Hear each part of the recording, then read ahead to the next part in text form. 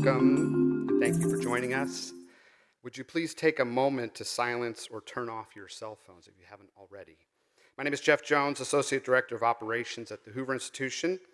Before we begin, I would like to share that we as a university recognize and value the rights of individuals to express their views, which is why we do not permit the disruption of the effective carrying out of today's event. Freedom of speech is a core value at Stanford University. Our goal today is to create a respectful space for the exchange of ideas.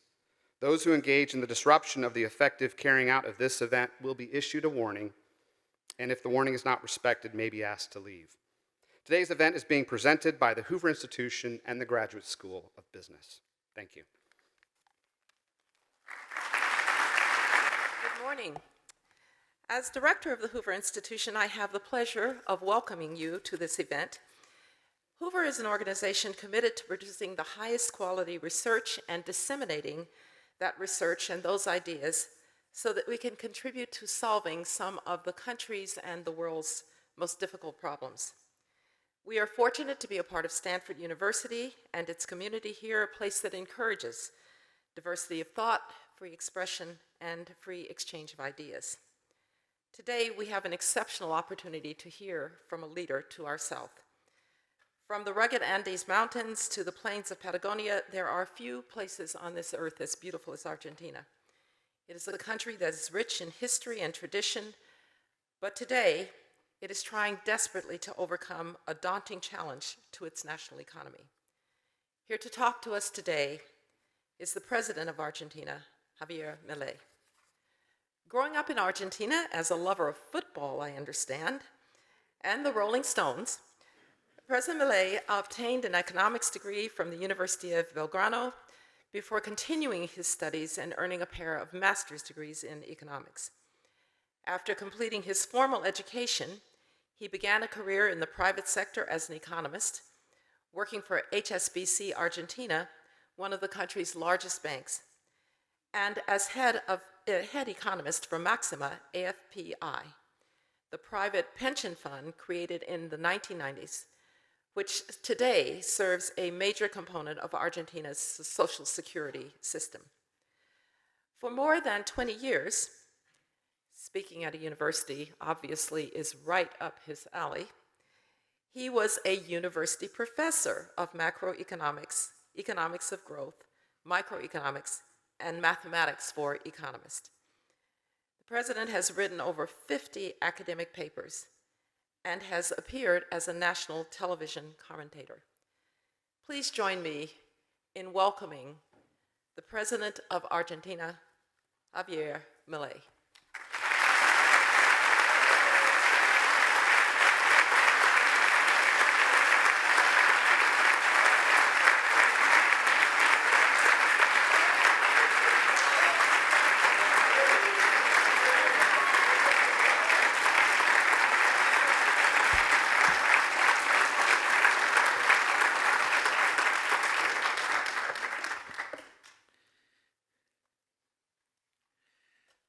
Buen día. Muchísimas gracias por permitirme tener el honor de estar aquí con ustedes y por poder transmitirle algunas de las ideas que están siendo muy importantes en lo que tiene que ver con el gobierno que nosotros estamos llevando a cabo en Argentina. Naturalmente, en ningún momento dejo de ser economista y hay cuestiones que se vuelven súper importantes, sobre todo en lo que tiene que ver con la toma de decisiones. Y en la charla de hoy me quiero focalizar en uno de los temas que desarrollo en mi reciente libro, que se llama Capitalismo, Socialismo y la Trampa Neoclásica. Básicamente quiero ir sobre lo que técnicamente se denomina un fallo de mercado que se define como no convexidad, es decir, cuando hay estructuras de mercado concentradas y cómo la regulación, termina matando la innovación y el crecimiento económico. En ese sentido, básicamente la charla está separada en 5 partes. Lo primero que voy a hacer es plantear la lógica de la estructura conceptual de lo que voy a estar presentando. Digo, cuáles son los elementos fuerza que están detrás de la argumentación. Y obviamente que después, una vez que hago esto, voy a empezar a elaborar donde yo considero que la estructura neoclásica tiene un problema, un fallo, un error, y que eso deriva en intervención del Estado y que eso es lo que termina matando el crecimiento económico. Básicamente, el primer elemento de la estructura conceptual es una idea de Mises. Mises señalaba que solamente había 2 sistemas económicos en forma polares, ¿no? O sea, por un lado, el capitalismo de libre empresa y en el otro extremo, el socialismo real. Esa idea, combinada con un trabajo de Hayek, digamos, muy famoso, que es el libro Camino de Servidumbre.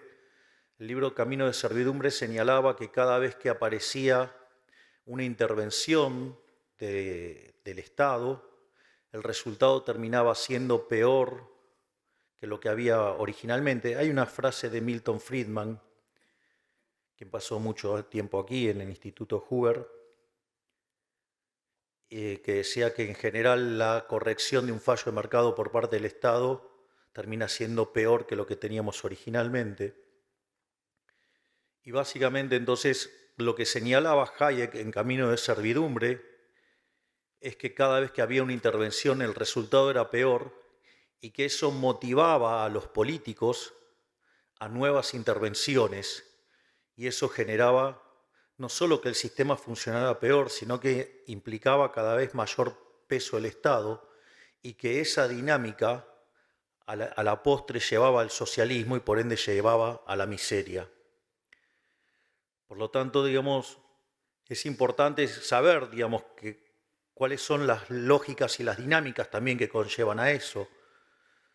Digo, el primer punto, digamos, que tiene que ver con la imposibilidad del socialismo fue planteado ya en 1922 por Mises en su libro Socialismo, y lo que decía es que el socialismo era inviable porque no podía ser cálculo económico. Es decir, concretamente, si uno lo que está haciendo en una transacción es intercambiar derechos de propiedad y que eso es lo que genera un registro histórico que se llama precio y que eso funciona como un mecanismo de transmisión de señal donde los agentes se coordinan, algunos serán compradores, otros serán vendedores, y que frente a la existencia de divergencias habrá ajustes, es decir, que el sistema de precios es un mecanismo de transmisión de información, de coordinación y de ajuste. El evento se dispara por el intercambio de los derechos de propiedad. Por lo tanto, cuando aparece el Estado e interviene, lo que está haciendo es interferir sobre el derecho de propiedad. Y al interferir en el derecho de propiedad, la señal empieza a tener ruido. Y cuanto más intervención hay, cuanto más se vulnere y violenta el derecho de propiedad, la señal que se transmite cada vez es peor. Y en el límite, en el socialismo real, y sin propiedad privada no hay sistema de precios y por ende el sistema se derrumba. Por eso en todos los lugares donde se aplicó el socialismo fue un fracaso en lo económico, en lo social y en lo cultural. Y además, como exacerba la violencia de los políticos, han terminado asesinando a 150 millones de seres humanos. La otra cuestión que también es muy importante y que entra dentro de estos problemas que se van generando con la presencia del socialismo y la intervención del Estado, es que además se genera una incompatibilidad de incentivos, porque si ustedes van a estar ganando dinero y se esfuerzan para ganar dinero, como decía Milton Friedman, digamos, lo que tiene que ver con la responsabilidad social del empresario es ganar dinero, digo, porque si lo hace es un héroe, porque básicamente lo que está haciendo es generar bienes de mejor calidad a un mejor precio, por lo tanto es un creador de bienestar. Y si ustedes intervienen y con el argumento de la distribución del ingreso y de la desigualdad y ese tipo de cuestiones con las que el socialismo ataca, la contraparte es que ¿para qué me voy a esforzar si me van a quitar el fruto de mi trabajo? Y si no me puedo apropiar del fruto de mi trabajo, entonces no tiene sentido trabajar. Es más, de hecho, la presencia del socialismo lo que hace es abortar los procesos de descubrimiento. Y eso no es un tema menor. De hecho, Hayek señalaba que el mercado es un proceso de descubrimiento. Hayek esto lo planteaba en términos de la discusión sobre la distribución del ingreso, al decir que no había tal cosa como una torta, sino que esa torta era una torta que se iba creando, que se iba descubriendo en la medida que el proceso de mercado iba tomando lugar. Pero esto es muy importante porque la injerencia del Estado lo que termina haciendo es rompiendo el proceso de descubrimiento que deriva o que es básicamente la innovación. Supongamos dos individuos que no están conectados y uno, genera un producto y tiene un desecho. Y de hecho ese desecho querría sacárselo de encima, hasta estaría dispuesto a pagar por ese que alguien se lleve ese desecho. Y sucede que en la otra parte puede haber otro individuo que ese desecho le podría servir como insumo y estaría dispuesto a pagar por él mismo. Pero entonces aparece un tercer individuo y que descubre que una oportunidad de negocio, que es comprarle al primero y venderle al segundo. Es decir, y eso lo hace porque va a sacar un beneficio. Y si ese beneficio, que en realidad está arreglando el problema a dos individuos, con lo cual es maravilloso. Recuerden que el primero estaba dispuesto a pagar con tal de que se lo lleven y el segundo estaba desesperado para conseguirlo para poder hacer su proyecto. Entonces este tercer individuo obviamente que le va a ir bien porque está resolviendo un problema. Y si aparece el Estado regulándolo, lo que va a pasar es interferir en ese proceso, va a abortar, y si el Estado avanza mucho hasta lo va a abortar directamente. Y por lo tanto todos vamos a vivir mucho peor. Probablemente, el caso más emblemático haya sido durante la pandemia con los barbijos. Si hubieran dejado a las fuerzas del mercado libremente, hubiera habido muchísimos más barbijos más rápidamente y mucho más barato. Y el hecho de que se metiera el Estado lo único que hizo generó un gran problema. Naturalmente que en economías no tan intervenidas generó daño. En economías súper intervenidas, como el caso de Argentina, hizo que Argentina tuviera 130.000 muertos por COVID, cuando si hubiéramos hecho las cosas como un país mediocre, hubiéramos tenido 30.000 muertos. Es decir, que el Estado presente, la intervención estatal, a los argentinos nos costó 100.000 vidas en un año. Es decir, la intervención del Estado a la postre termina siendo una intervención asesina de manera directa o indirecta. Y esto, es importante porque también hay esta combinación del mercado como proceso de descubrimiento más, el principio de apropiación de Locke, de aquel que señala que el que lo descubre se lo queda, es la base del pensamiento de Israel Kiser en estos temas, donde muestra al mercado como un proceso de descubrimiento y que si ustedes se meten a intervenirlo, por el motivo que quieran, en general se suele hacer por cuestiones de índole distributiva, ustedes lo que van a hacer daño. Se los planteo en otro caso más y no ahondo más en esto, pero supongamos que yo tengo un sistema de equilibrio general y que inicialmente está en equilibrio y que de repente aparece un problema, como puede ser el de la pandemia, y entonces ustedes tienen un drástico cambio en la demanda. Ese cambio drástico en la demanda lo que va a hacer que algunos productos van a ser muy demandados y su precio naturalmente de corto plazo va a ser muy alto. Justamente esa señal de precio es lo que va a hacer, va a atraer los recursos desde los lugares donde no tienen que estar los recursos e ir hacia donde la gente está pidiendo que haya recursos. Si ustedes, en aras de hablar de la distribución del ingreso, de las ganancias, de la desigualdad y demás, empiezan a intervenir ese mercado, lo único que van a tener es que el mercado que se tenía que destruir se destruye, pero el mercado que tiene que prosperar no prospera. Y por ende, a la postre estamos todos muchísimo peor. Por lo tanto, una de las cosas que es muy importante tener en claro es que la intervención del Estado siempre es mala, porque está basada en la fuerza. Y nada que esté basado en la fuerza puede ser bueno. De hecho,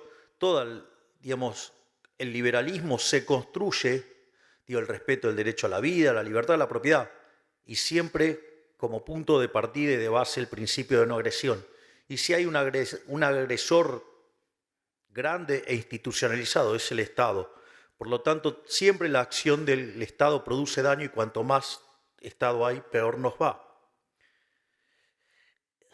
En esta lógica, entonces, donde la intervención lo que genera es daño, esto es tremendo porque el instrumental analítico neoclásico, aún con gente que se sienta libertaria,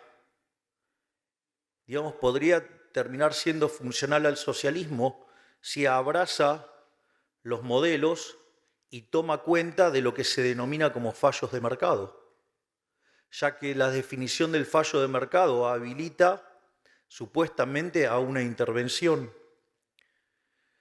Y ahí quiero hacer algunas reflexiones, porque una de las cosas que uno nota, uno cuando trabaja en el mundo de los negocios, es decir, uno usa modelos. ¿Por qué? Porque la realidad es compleja, entonces lo usa para hacer una simplificación, para poder comprender de mejor manera lo que está haciendo, focalizarse sobre las cosas que son verdaderamente importantes.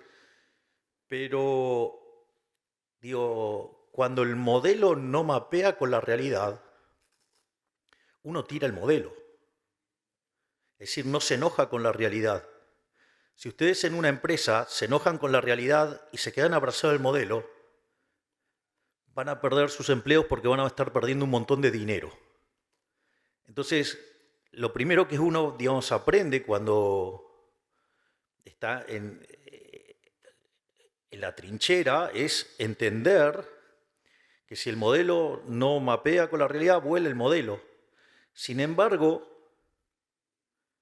en el mundo neoclásico, cuando la realidad no mapea con el modelo, lo llamamos fallo de mercado.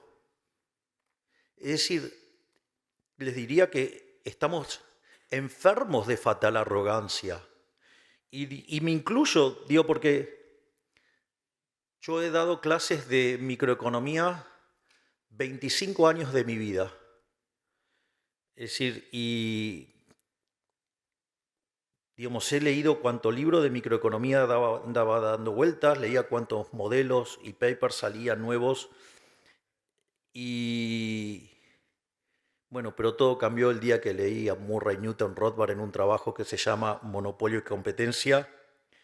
Y ahí ese día mi vida cambió. Pero entonces lo que quiero decir es que habilitar ese concepto de falla de mercado y la intervención lo que hace es favorecer el socialismo. Es decir, terminamos siendo funcionales al socialismo. De hecho, dentro de lo que es la estrategia del socialismo del siglo XXI y la forma de avanzar sobre las economías, y donde Latinoamérica es un gran ejemplo, el socialismo del siglo XXI ha sido muy exitoso en Latinoamérica, ha tenido un montón de presidentes. En Argentina tuvo 4 periodos kirchneristas, en Uruguay ha tenido a Pepe Mujica, ha tenido a Tabaré Vázquez, en Chile ha tenido a Lago, a Bachelet 2 veces, a Boric ahora, en Paraguay ha tenido a Lugo, en Brasil han tenido 2 gobiernos de Lula, uno de Dilma Rousseff, después Lula nuevamente, tienen a Petro en Colombia, tienen a Castillo que estuvo en Perú, a López Obrador en México, creo que no me estoy olvidando a ninguno, y después en España tienen a Pedro Sánchez. que es algo así como un kirchnerista, y ya no diría que es de buenos modales porque no los tiene. Eh,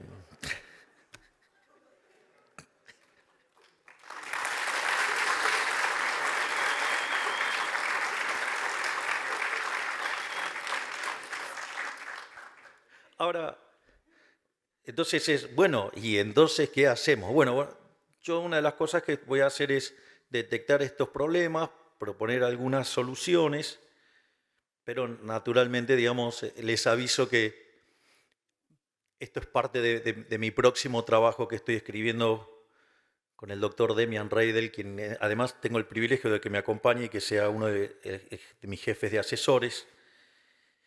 Pero digo, voy a estar dando algunas pistas de por dónde creo que pasa la solución. Entonces, lo primero es definir qué es mercado. O sea, me parece fundamental. Y a veces tengo la sensación de que muchos economistas no saben definir qué es un mercado. De hecho, algunas reflexiones que se hacen me confirman que no saben qué es el mercado. Y para mí el mercado, de vuelta digo, es mi definición, o sea, lo que yo opino, digamos, está absolutamente bajo discusión, yo no tengo ningún tipo de problemas con eso, y es que el mercado es un proceso de cooperación social donde se intercambian derechos de propiedad voluntariamente. Es decir, ustedes intercambian derechos de propiedad con otro individuo, con otro agente, voluntariamente. Y si ustedes lo hacen voluntariamente, no puede haber error por definición, lo están haciendo voluntariamente. Eso no quiere decir que supongan que yo voy y me compro un par de zapatos y el par de zapatos yo creí que me iba a dar determinada prestación y no me gusta. Bueno, me equivoqué, pero lo arreglo, pero no hubo ningún fallo en esa decisión. Es decir, en ese momento que yo tomé la decisión era lo que yo quería hacer y lo hice voluntariamente. Nadie me forzó a hacer esa transacción. Y el único agente dentro de la economía que hace esas transacciones forzadas es el Estado. Por lo tanto, el único que puede generar fallos adentro de la economía es el Estado, no, digamos, el mercado. Porque de hecho el mercado somos nosotros mismos. Cuando hablan del mercado, digo, somos nosotros el mercado, nosotros somos el mercado. Y entonces, ¿por qué tenemos que soportar que alguien fatalmente arrogante venga a decir que yo estoy tomando la decisión incorrecta si ni siquiera sabe qué es lo que estoy haciendo o por qué lo estoy haciendo? Es decir, seguramente, digamos, si yo fuera a ver a Los Ángeles Lakers, digo, seguramente un fan de los Boston Celtics diría que estoy equivocado. ¿A título de qué? Si a mí me gustan Los Ángeles Lakers. Yo vi jugar a Magic Johnson. Digo, ¿qué me vienen a explicar? Digo, que estoy equivocado. Me gustan los colores amarillo y púrpura. Aparte, el púrpura es el color de la libertad de avanza, así que me gusta más todavía. Entonces, y esto es muy interesante, esto a mí me pasa regularmente en la discusión pública, aparece algún problema y algún estatista me dice, ahí está, el mundo de Milei genera estos problemas. Entonces digo, ok, a ver, vamos a ver si el mundo de Milei genera estos problemas. O sea, aparte qué poderoso que estoy, genera un problema yo mismo.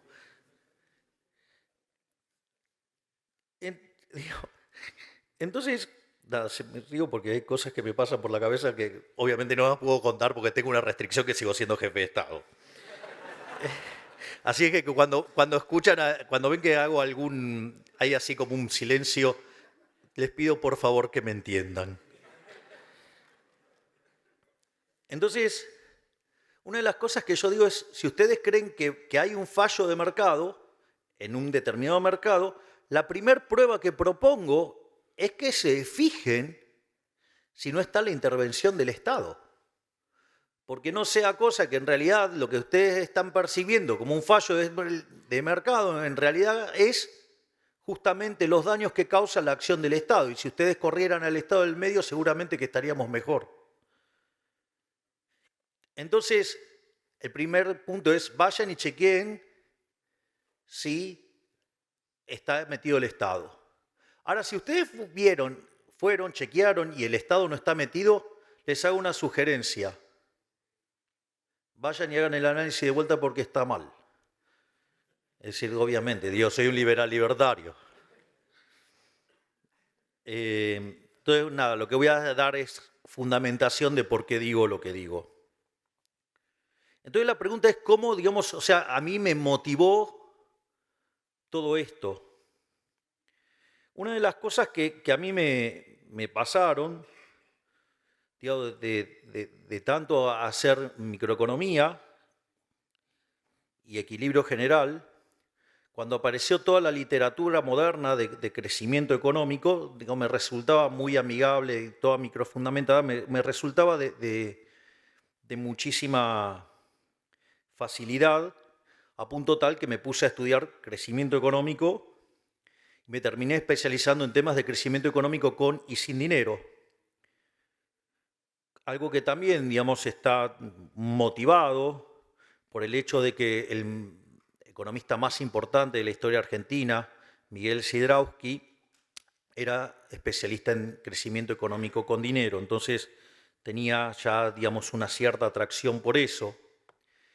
Y todos los microfundamentos me habían resultado de muchísima utilidad y haber dado clases también de economía matemática también me ayudaban. Entonces es que empecé a trabajar en estos temas. Y en un momento me invitaron a dar una charla en el World Economic Forum, no la última que hice tanto escándalo, cuando era una persona más tranquila, que me invitaron a hablar sobre demografía y crecimiento. Y cuando empiezo a mirar esto, me encuentro con los trabajos de Angus Maddison, y me encuentro con algo que todos ustedes conocen, yo igual lo voy a describir, pero seguramente todos ustedes lo conocen, que es lo que se llama el palo de hockey. Es decir, esa serie que presenta Angus Maddison con 2000 años de historia, es decir, desde el año 0 de la era cristiana hasta el año 2000, y que nos encontramos que el PBI per cápita durante 1800 años prácticamente estuvo constante, que solamente hubo un 40% de incremento del PBI per cápita en lo que tiene que ver en el siglo XVI, es decir, después del descubrimiento de América, y que la verdad es que era una serie absolutamente monótona, una serie que, digamos, si uno se paraba allá por el 1800 y tenía que elegir entre quedarse con Adam Smith o Malthus, parecía lo más razonable quedarse con Malthus. Sin embargo, digamos, después de la Revolución Industrial, digamos, el PBI per cápita subió cerca de 10 veces. Y eso se da en un contexto donde la población se multiplicó por lo menos por 7 veces. Entonces, frente a esa situación, lo que uno ve es que estamos ante la presencia de rendimientos crecientes. Tenemos más gente entrando en el mercado y, sin embargo, la productividad sube. Si el PBI per cápita subía, es decir, lo que pronosticaba Malthus no se daba. Y eso, digamos, la presencia de rendimientos crecientes, es decir, que en la terminología de fallo de mercado se llaman no convexidades, o si ustedes quieren ponerlo de otro nombre, en que hay estructuras de mercado concentradas.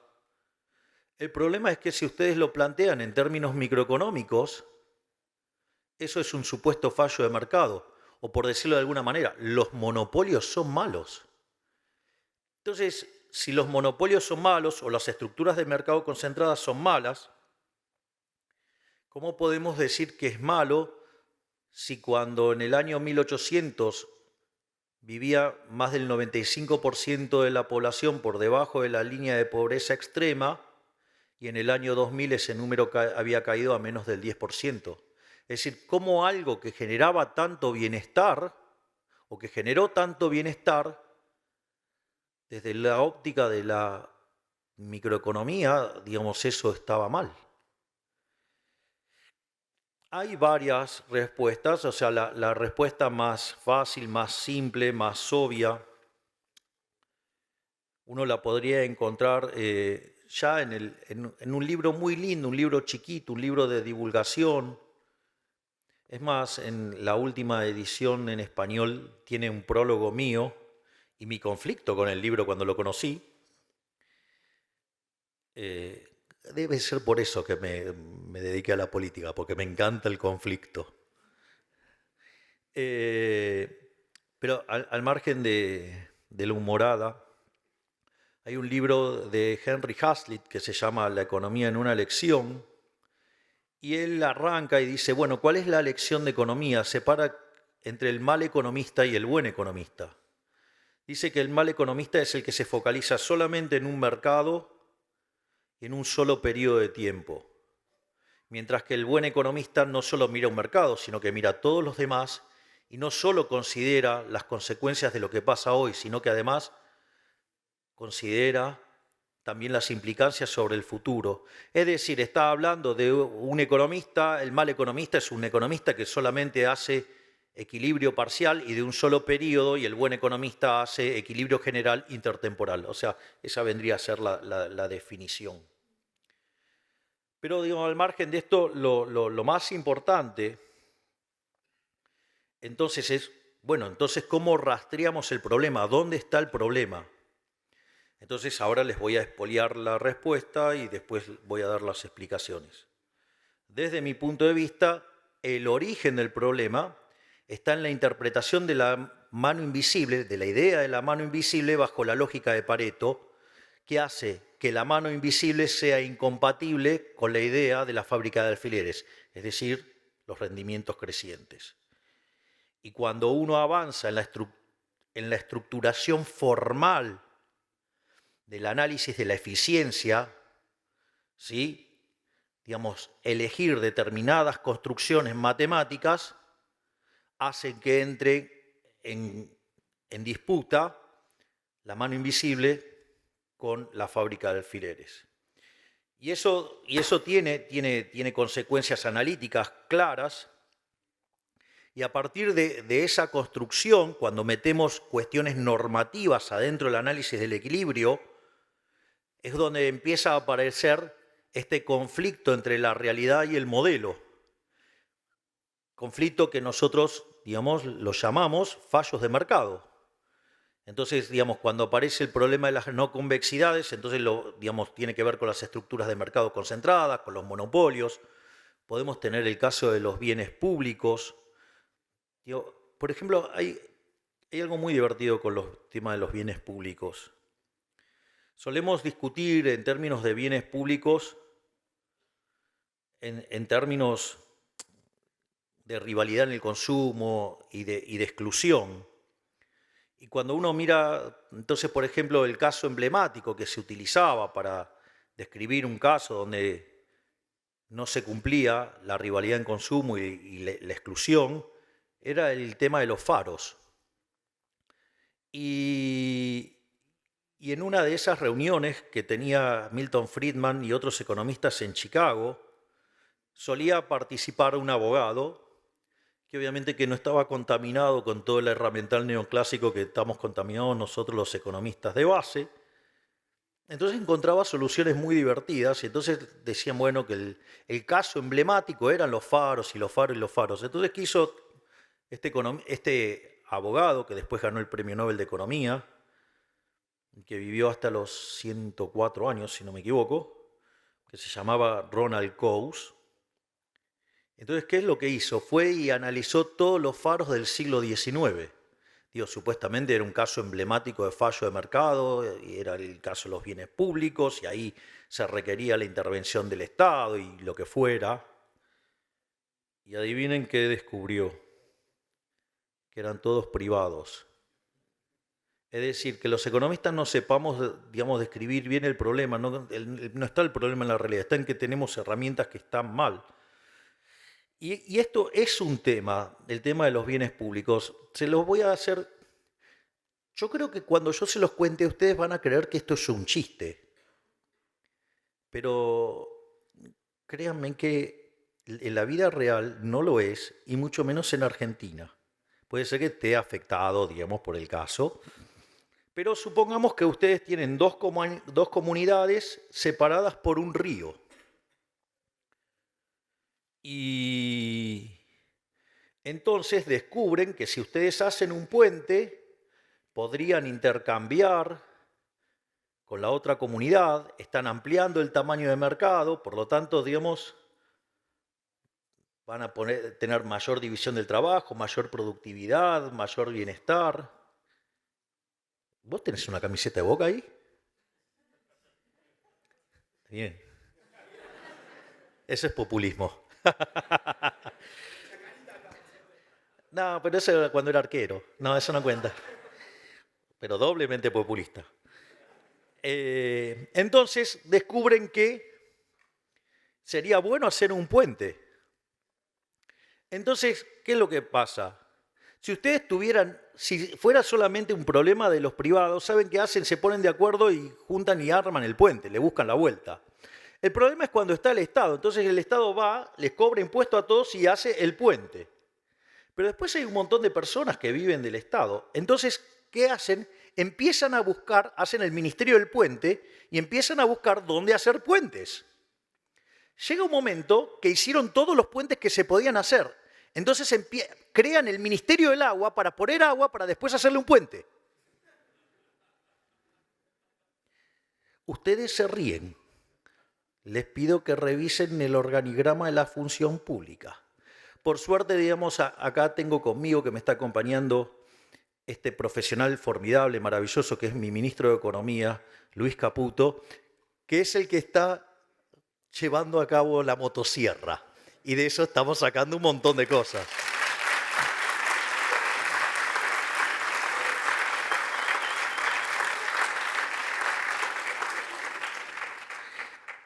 Quiero decirles que a mí me pone muy contento cuando aplauden a mi ministro de Economía, porque no solo que está haciendo el ajuste más grande de la historia argentina, sino que es el más grande en la historia de la humanidad por profundidad y en cantidad de tiempo. Cuando uno junta, digamos, lo que estamos haciendo en el Tesoro y en el Banco Central. De hecho, llevamos más de 13 puntos del PBI ajustados. Y eso, digamos, si ustedes lo planteaban en otro momento, digamos, nos crucificaban a los dos en el medio de la 9 de julio, que es donde hay un obelisco, una cosa alta, grande ahí. Y vamos y los llevo a las presentaciones y lo aplauden. Es un cambio de época. La gente está despertando las ideas de la libertad. Y el hombre que lo está llevando a cabo es el querido Luis Caputo que está aquí. Gracias.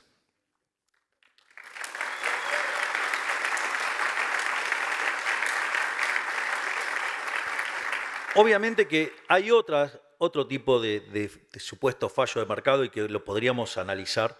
Digo, externalidades. Ustedes, toman el caso de las externalidades. Las externalidades en consumo. En realidad las externalidades en consumo es para evitar ese punto, es para que no haya un problema de circularidad en la resolución del problema de equilibrio general.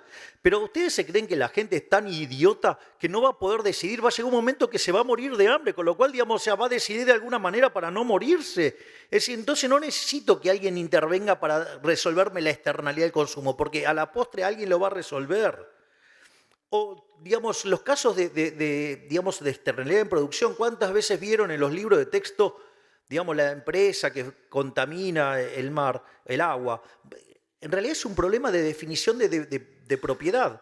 De hecho, una de las cosas brillantes que también resolvió Coase era el tema de resolver estos problemas asignando derechos de propiedad. Otra cuestión más es la de información asimétrica, donde obviamente, digamos, ahí está claro que mejor que no se meta el Estado, porque nosotros podemos resolver ese problema mejor estando en la trinchera que alguien que lo va a mirar desde el Everest. Y la otra cosa también sumamente arrogante es el tema de fallo de coordinación como consecuencia de un problema del dilema de los prisioneros.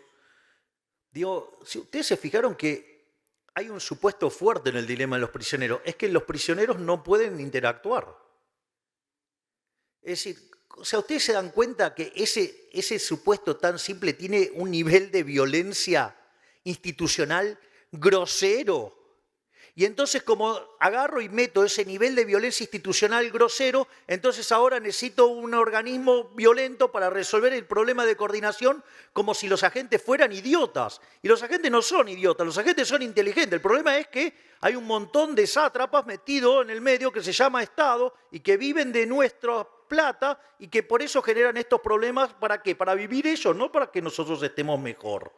Es decir, ellos se autocrean su propia demanda. ¿Por qué? Porque tienen el poder coercitivo del Estado en el medio. Es decir, el tipo que está en el Estado, digamos, se fija que puede regular. Una cosa que le va a pasar con los reguladores, y esto es importante que lo tengan, como están en esa oficina y necesitan justificar por qué están calentando la silla, crean regulaciones para justificar su existencia y nos arruinan la vida a todos. Digo, esto no es menor, porque esto tiene implicancias directas de cómo esto impacta negativamente sobre la innovación, por ejemplo.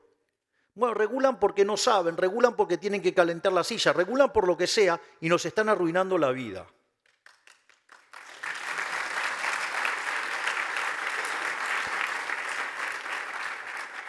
Y es más, les digo más, cuando ustedes tienen monopolios, y esto es importante porque ya sabemos que el crecimiento, digamos, lo vamos a tener que explicar por el lado de los rendimientos crecientes. Cuando ustedes empiezan a regular y ustedes miran cualquier modelo de regulación, una de las cosas que pasa es que cuando ustedes regulan, dado el marco normativo que implica el modelo competitivo, regulan a esos monopolios para que se parezcan lo más parecido posible al modelo competitivo. Y si no lo logran, bueno, que parezca la solución de segundo mejor, que es la Ramsey. En ese contexto, esa regulación lo que va a hacer es eliminar la cuasirrenta. Y si ustedes eliminan la cuasirrenta, ustedes están eliminando los incentivos para innovar. Y si ustedes regulando, asimilando las empresas competitivas y le quitan la cuasirrenta, lo que están haciendo es matar la innovación y por ende están matando el crecimiento económico. Por lo tanto, cuando ustedes se ponen a regular, la contracara, ¿cuál va a ser? Va a ser que no van a crecer. ¿Cuál es la región del mundo que menos crece? Por escándalo, Europa.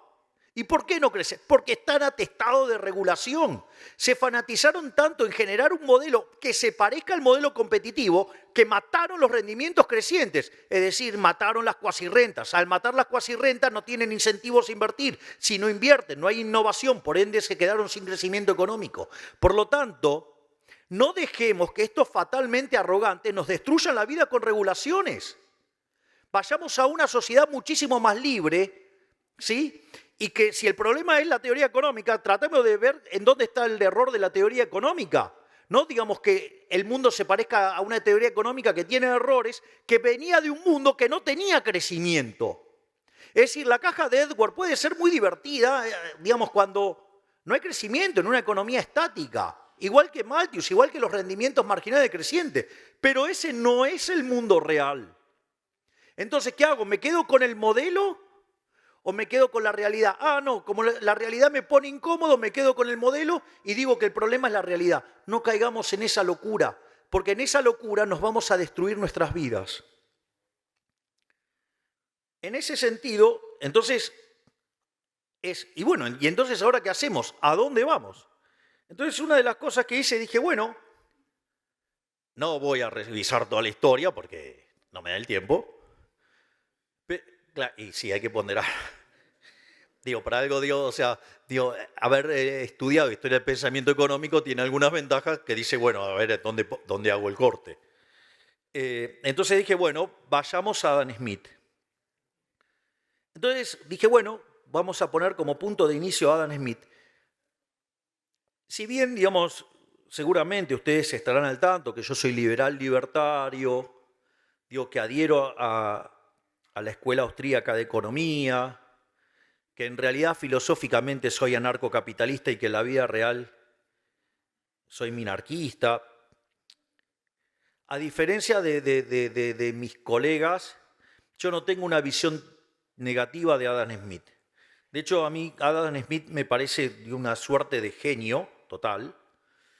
Para mí Adam Smith es a la economía lo que ha sido Gauss a la matemática, es decir, alguien que estaba 200 años adelantado a su época y fue el que la vio.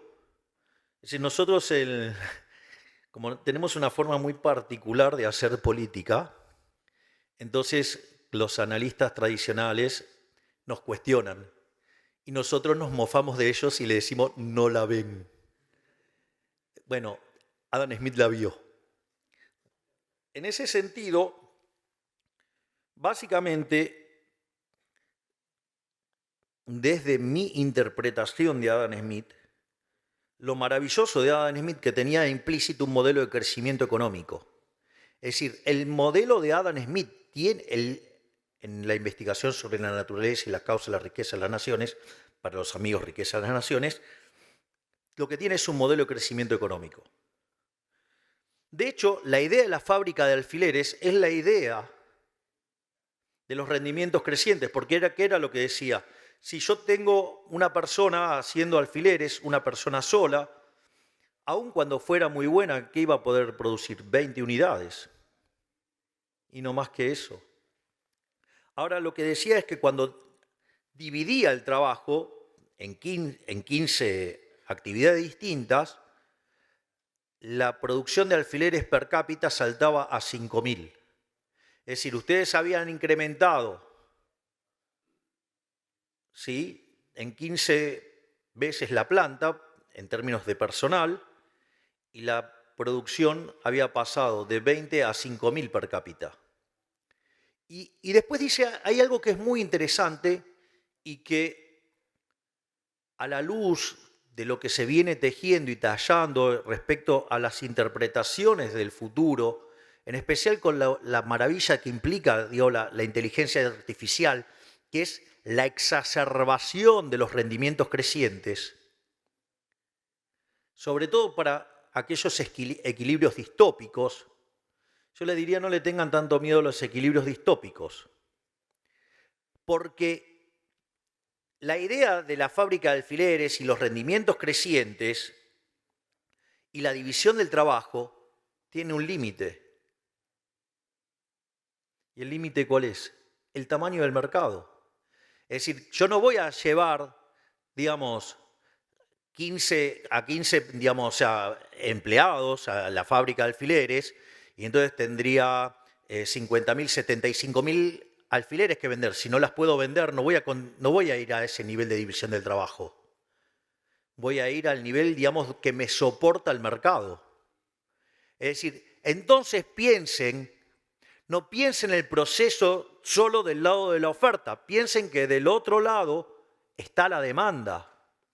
Digo, no volvamos a caer en los problemas que caímos en el pasado con el odio a la máquina. Es decir, con los luditas.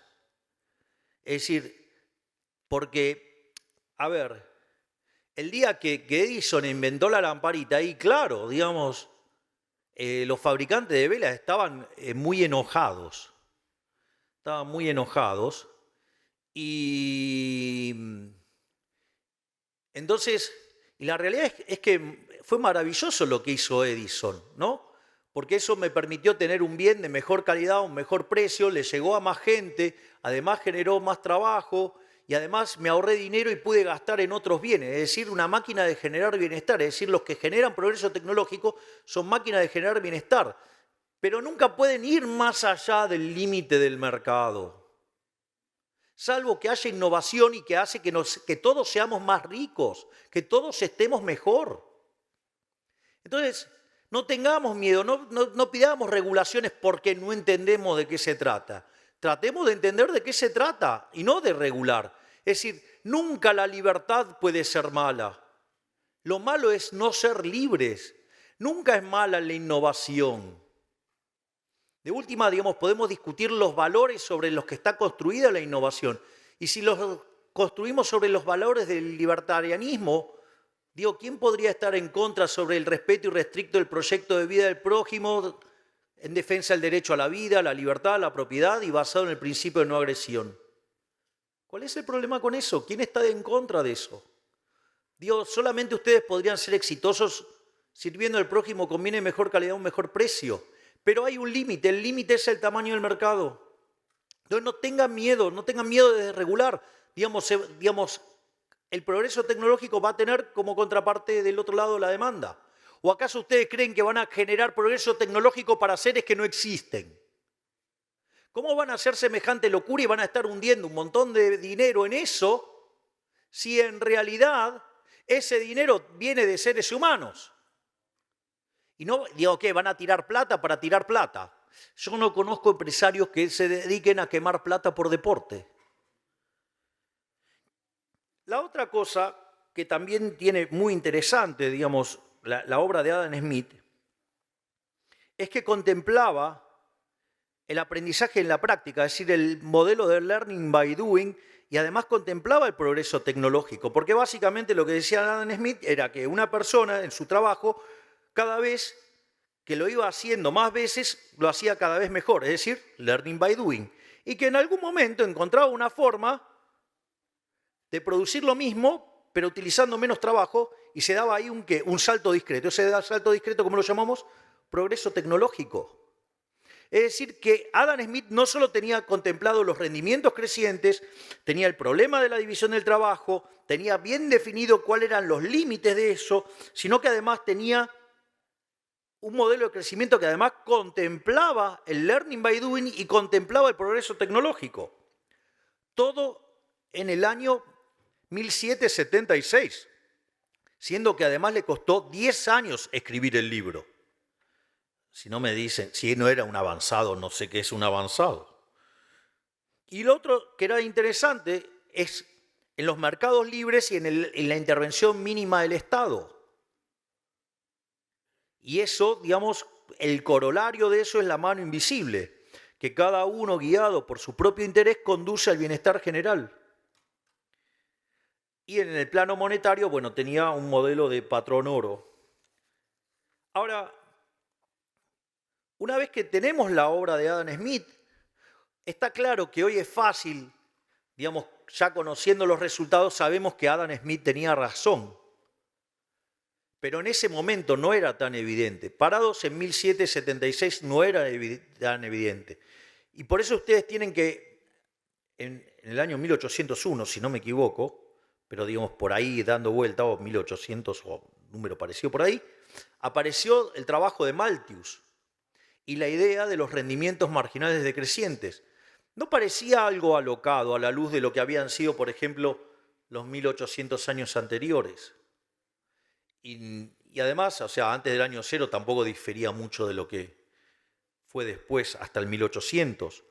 Y eso tenía un sentido porque decía que cuando alguien llegaba, ocupaba la mejor parcela de tierra.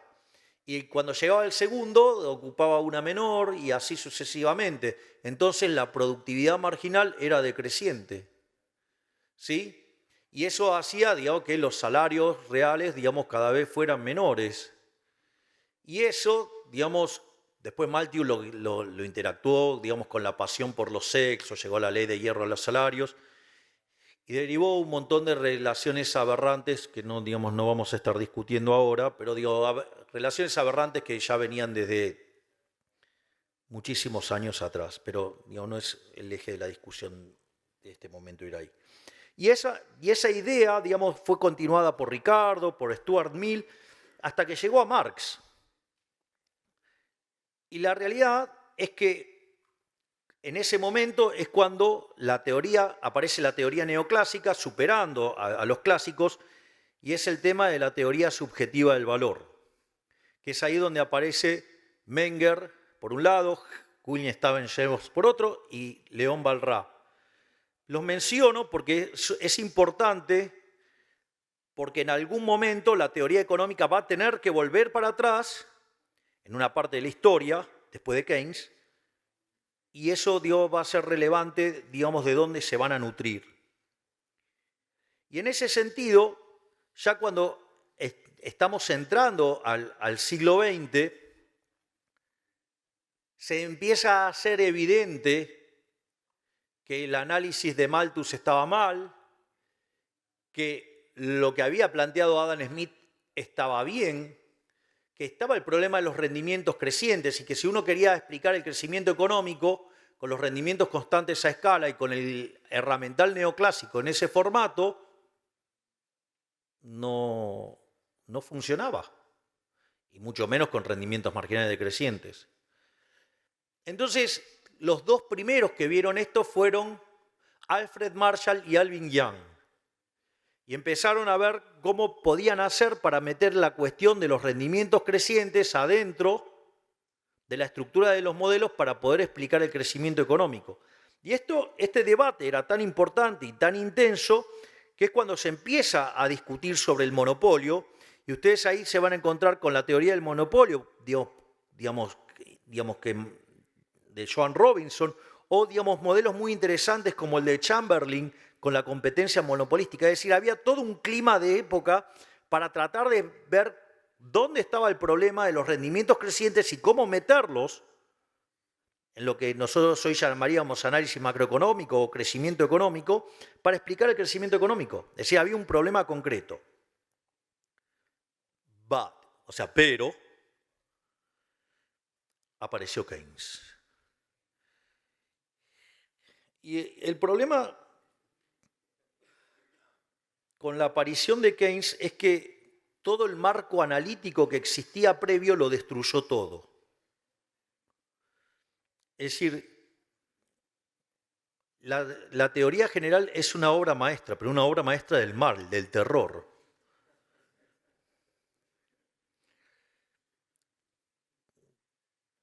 No me quiero poner a hablar sobre Keynes porque si yo hago esto, se me van a ir 7 horas y tengo un montón de reuniones a las que no voy a llegar. Voy a tratar de ser... A ver, ¿cómo funcionaba el modelo, cómo funcionaba el análisis macroeconómico pre-Keynes? No se llamaba macroeconomía, pero no importa. Hoy lo podemos pensar así. Eran lo que se llamaban los modelos a la Wicksell, que eran modelos de naturaleza intertemporal, donde la interacción entre ahorro e inversión determinaba la tasa de interés, la que se llama la tasa de interés wickseliana. Es decir, la tasa de interés siendo un mecanismo de coordinación intertemporal, que no es ni más ni menos que el precio relativo de los bienes presentes respecto de los bienes futuros, y en el mercado de dinero se determinaba el nivel de precios. O sea que era un modelo de características intertemporal, donde en el mercado de bienes se determinaban los precios relativos, ¿sí? Y si lo pasaban a criterio intertemporal, ahorro-inversión determinaban la tasa de interés, y eso tenía que tener todos los precios relativos alineados en términos de bienes para que todos coincidieran que tenían la misma tasa de interés, para que no haya arbitrajes intertemporales. Y ahí lo que hizo Keynes fue romper todo. Lo primero que hizo es crear una función de consumo dependiendo del ingreso, lo cual, en términos de los que entienden de equilibrio general, eso es una aberración. Las funciones de equilibrio general no contemplan cantidades, contemplan todos los precios. De hecho, un modelo de equilibrio general viene determinado por las preferencias, las dotaciones y la tecnología. Y si sacan las funciones de exceso de demanda, dependen de los precios. El ingreso no aparece ahí. Eso es una cosa. El ingreso se deriva de vender mis dotaciones y de la participación que tengo en los beneficios. Por ende, con los precios está toda la información.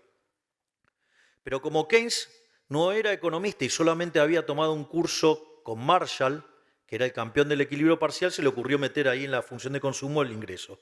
Y ahí, ¿qué hizo? Le rompió la intertemporalidad al consumo y por ende, el ahorro pasó a ser un residuo.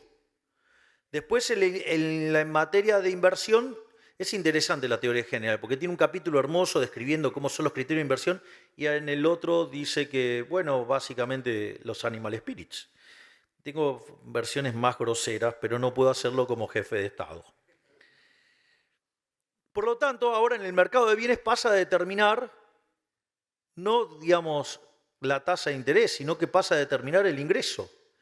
Y ahora con ese ingreso determina la demanda de trabajo, que frente a una oferta de trabajo con eso determina el salario. Y tiene un par de problemas, porque le falta determinar el nivel de precios y le falta determinar la tasa de interés. Entonces decide determinar de una manera absolutamente delirante, determinar la tasa de interés en el mercado de dinero. Digo, lo cual es una locura, porque la tasa de interés existe no porque existe el dinero, sino que existe porque existe el tiempo. Con lo cual lo rompió todo ahí. Y además necesita, o sea, ¿cómo va a haber tasa de interés en un modelo de un periodo? Digo, ¿se dan cuenta que no tiene sentido, no tiene gollete? La tasa de interés es una cuestión esencialmente intertemporal. Por lo tanto, obviamente no tenía teoría del capital ni nada por el estilo. Y entonces, ¿qué hizo? Bueno, determinó que el nivel de precio de la economía era un markup sobre los salarios. Es decir, otra aberración, o sea, destruyó toda la teoría del valor. Obviamente, semejante monstruo podía funcionar. No. Y entonces cuando apareció, digamos que era evidente que la teoría keynesiana no funcionaba, donde se empezó a manifestar con claridad con la aceleración de la inflación, entonces, ¿qué pasó? No sé, el multiplicador que implicaba, no sé, implica de hecho una violación de la restricción del presupuesto. Dijeron, che, pará, se nos fue la mano, vamos a volver a las bases. Pero como la escuela austríaca había sido derrotada en ese contexto histórico, decidieron volver sobre la línea de Walras. Se apalancaron sobre el trabajo de Abraham Wald, un joven matemático que allá por la década del 20, hizo una demostración de existencia de equilibrio sin tener teoremas de punto fijo, un verdadero genio. Y con la llegada de los teoremas de punto fijo de Brouwer en el 56 y el de Kakutani en el 57, el primero para funciones y el segundo con correspondencia, empezamos a trabajar sobre el análisis del equilibrio general. Y en el equilibrio general, básicamente, ¿qué estudiamos? Si el equilibrio existe, si es único y si es estable. La maravilla de los teoremas de punto fijo es que si nosotros estamos trabajando con conjuntos que son cerrados, que son acotados, que además son, que esos conjuntos son convexos, y en el caso que tengamos funciones continuas, podemos aplicar el teorema de Brouwer y entonces el equilibrio existirá, será único y además será único. Y en el caso de correspondencias, el equilibrio existirá, no sabemos si es único y si hacemos algunos supuestos adicionales, ya sea del lado de la demanda o del lado de la oferta o de los dos lados, nos podemos asegurar la unicidad. Y al mismo tiempo, si sabemos que los efectos directos superan los efectos cruzados, la matriz es con los cambios de la demanda frente a los precios, los efectos directos superan los cruzados, la matriz es definida negativa y por ende el equilibrio es estable. O sea, con lo cual resolvemos el problema de que el equilibrio existe, es único y es estable. Hasta ahí no tenemos ningún problema. Porque la continuidad, en el caso que trabajemos con funciones, o la semicontinuidad superiormente, que trabajemos con correspondencia, lo podemos asegurar sin necesidad de tener estos problemas en cuanto a lo que necesitamos en materia de existencia. Y entonces, ¿dónde aparece el problema? El problema aparece cuando queremos meter el óptimo de Pareto. Es decir, cuando además a ese equilibrio, que ahora sabemos que existe, que es único y que es estable, le queremos agregar propiedades en términos de bienestar. Cuando nosotros metemos ese problema en términos de bienestar, ¿cómo se resuelve? La idea es que, si cada uno guiado por su propio interés, llámese maximizar su utilidad, conduce al máximo bienestar general, lo que nosotros necesitaríamos es que todos los agentes estuvieran maximizando. Y cuando nosotros, lo planteamos en términos de el consumidor, no es un problema. ¿Y el problema ahora dónde aparece? Aparece por el lado de la firma. Entonces, uno de los problemas que nos vamos a encontrar es que no pueden aceptar los rendimientos crecientes porque en ese caso las funciones de producción serían funciones convexas y por ende no podrían encontrar un máximo salvo que lo encuentren en un borde. Pero si lo encontraran en un borde, que implicaría que se quedan con toda la economía, con lo cual cuando miran y hay varias empresas, quiere decir que no es un problema. Y cuando tuvieron en una economía un solo agente, ¿eso ocurrió cuándo? En el comunismo. Y ya sabemos que fue un fracaso, porque no podía computar precios, por lo tanto, no funciona. Entonces, se decidió mirar para otro costado, se dejó eso así. En el libro de Varian, que seguramente a nivel intermedio, desde mi punto de vista, es el mejor. ¿Saben cuántas veces se menciona la palabra empresario en el libro? Ninguna. Y empresa 4 veces, firma, sí. O sea, es decir, ¿ustedes se creen que, digamos, la función del empresario es solamente resolver un lagrangiano? Digo, sería bastante fácil la labor del empresario. Y eso, digo, se perdió acá. Y eso es lo que está haciendo que no podamos contemplar y capturar correctamente el problema de los rendimientos crecientes. Y ese problema de querer hacer el análisis de bienestar llevó a utilizar malas construcciones matemáticas que nos hace quedar con los rendimientos constantes a escalas o marginales decrecientes, y que si hay algo que en la realidad difiere con el modelo, lo llamamos fallo de mercado, y eso habilita la intervención, y cuando habilitamos la intervención, el resultado va a ser peor. ¿Y cuál es el problema con todo esto? Que cuanto más avancemos con el tema de las regulaciones, más vamos a estar matando los rendimientos crecientes. Y cuando estemos matando los rendimientos crecientes, como vamos a estar matando la generación de beneficios, vamos a matar los incentivos a innovar. Y si matamos los incentivos a innovar, no crecemos más. Por lo tanto, sugiero, porque ya no me dan los tiempos, leer activamente un trabajo de Murray Newton Rothbard, el inventor del anarcocapitalismo, que se llama Monopolio y Competencia, que está dentro de un libro maravilloso que también recomiendo leer, los 3 tomos, que se llama El hombre, la economía y el Estado. El tercer tomo se llama Poder y Mercado, pero es parte de la misma obra, que es cuando Rothbard se vuelve anarcocapitalista, para ver, porque les va a hacer abrir los ojos, y es que los monopolios no son malos. Si yo tengo 10 empresas y una crea un producto, no sé, un celular, de mejor calidad o mejor precio, ¿qué cree que va a pasar con las 9 restantes? Van a ir a la quiebra. Pero ese empresario que mandó a la quiebra a los otros 9 es un benefactor social, porque me está dando un bien de mejor calidad a un mejor precio, por lo tanto tengo mejor prestación en mi celular y además puedo consumir otros bienes, es decir, me está facilitando la vida. Y entonces, no, bueno, pero ¿qué va a hacer con ese dinero que gana? ¿Qué me importa? Si lo ahorra, se transforma en inversión en otro lugar. Si lo reinvierte, su empresa crece más, me va a dar todavía mejores celulares y va a pagar mayores salarios y voy a ahorrarme más plata y voy a hacer un montón de otras cosas. ¡Fantástico! O sea, ¿cuál es el problema? O la otra, miren, este tipo es tan malo, es tan villano que ¿saben qué hace? Todo el dinero que gana lo entierra en el piso, lo entierra. Aun cuando, digamos, quede como un cráter, ¿no? Si hiciera eso, está quitando dinero de la economía, por lo tanto el nivel de precios es menor y nos beneficiamos todos. Por lo tanto, no tengamos miedo, vayamos hacia adelante, seamos optimistas. No sabemos cómo va a ser el futuro, lo único que sabemos es que va a ser mucho mejor. Y va a ser muchísimo mejor si en el medio sacamos al Estado de toda nuestra vida. Muchísimas gracias.